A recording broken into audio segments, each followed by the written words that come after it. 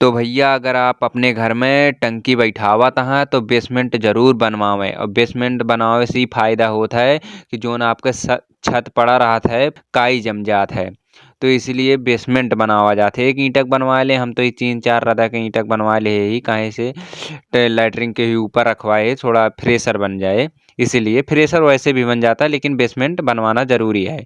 तो इसलिए भैया आप कभी भी टंकी बैठवाएं अपने घर में बेसमेंट ज़रूर बनवाएं।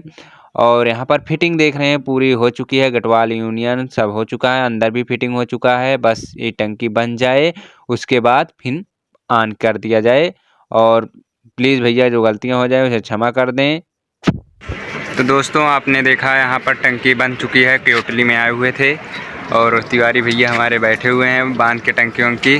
अब बस पानी चेकिंग हो जाए। आपको वीडियो कैसा लगा तो लाइक और कमेंट करें, और जो गलतियाँ हो जाएं उसे क्षमा कर दें अपना छोटा भाई समझ के।